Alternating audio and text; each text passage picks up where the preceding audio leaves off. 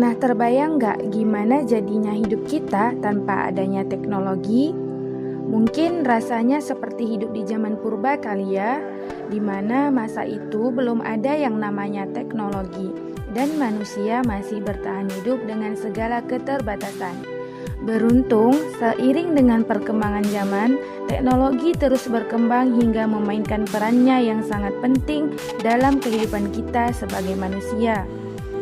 Teknologi merupakan sarana alat atau mesin yang diciptakan dan digunakan sejatinya untuk mempermudah manusia dalam menyelesaikan berbagai macam masalah atau pekerjaan. Teknologi yang berkembang pesat saat ini adalah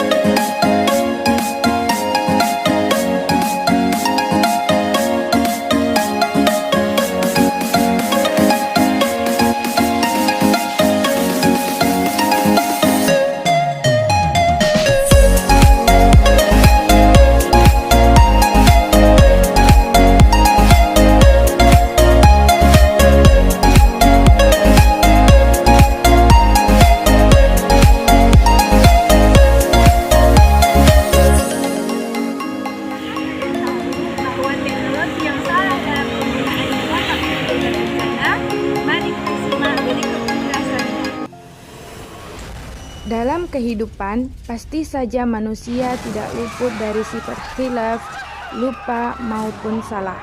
Di dunia ini terdapat bencana non-alam, salah satunya yaitu kegagalan teknologi. Kegagalan teknologi merupakan kejadian bencana yang diakibatkan oleh kesalahan desain, pengoperasian, kelalaian dan kesengajaan manusia dalam menggunakan teknologi dan atau industri.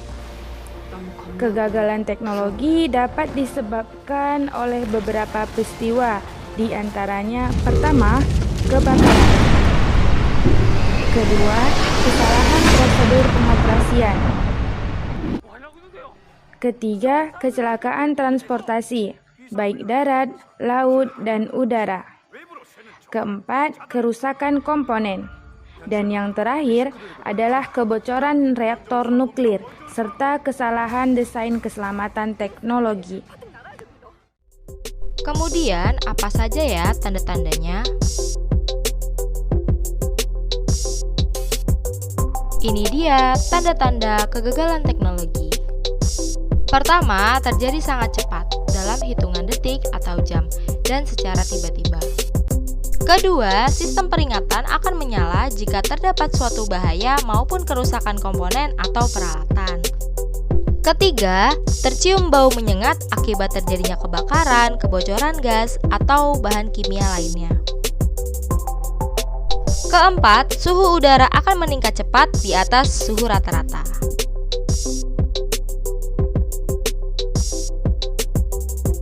Kelima, terjadi getaran hebat di lokasi akibat meledaknya mesin atau lainnya. Keenam, terdapat asap yang mengepul. Ketujuh, terdengar suara yang keras dan tidak seperti suara mesin atau peralatan yang biasa didengar. Untuk saat ini, lanjut ke upaya pengurangan risiko bencana yuk. Upaya yang dapat dilakukan untuk mengurangi risiko terjadinya bencana adalah: pertama, bangun pabrik dengan sistem penyebaran asap atau penguraian asap.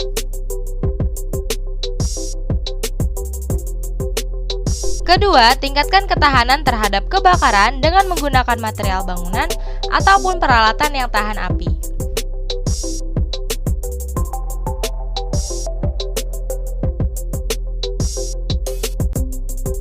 Ketiga, tingkatkan fungsi sistem deteksi dan peringatan dini seperti penggunaan alarm kebakaran.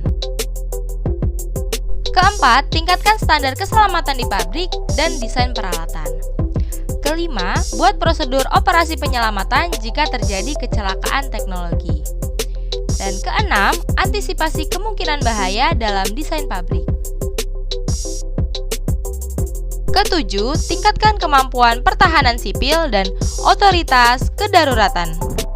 Kedelapan, perencanaan kesiapsiagaan dalam peningkatan kemampuan pemadaman kebakaran dan penanggulangan asap, tanggap darurat dan evakuasi bagi pekerja serta penduduk sekitar. Kesembilan, pindahkan bahan atau material yang berbahaya dan beracun.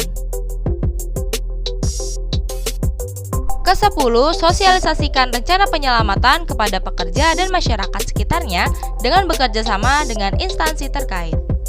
Kesebelas, persiapkan rencana evakuasi penduduk ke tempat yang aman. Jika terjadi bencana kegagalan teknologi, hal apa saja ya yang harus kita lakukan?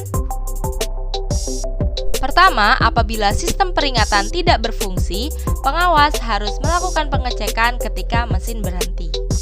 Kedua, pengawas keselamatan kerja melakukan pengecekan terhadap operasi peralatan kerja dengan peralatan perlindungan kerja yang lengkap. Ketiga, semua pekerja melakukan evakuasi keluar ruangan. Keempat, pengawas keselamatan kerja akan memeriksa semua ruangan untuk memastikan bahwa semua pekerja sudah melakukan evakuasi. Kelima, setelah evakuasi, pimpinan kelompok kerja mendaftar semua pekerja untuk memastikan keberadaannya. Keenam, berikan pertolongan jika terdapat kecelakaan kerja sesuai dengan prosedur yang telah ditetapkan, serta padamkan api dan atasi kebocoran kimia lainnya sesuai dengan tata cara kerja. Terakhir, apa yang harus kita lakukan setelah terjadi kegagalan teknologi? Pertama, pengawas keselamatan kerja memastikan bahwa kejadian bencana telah usai dan keadaan sudah aman. Kedua, bersihkan peralatan dan bangunan yang rusak serta zat kimia yang tercecer secara hati-hati. Ketiga, pekerja dilarang memasuki ruang kerja sebelum diberikan izin resmi dari pimpinan kantor.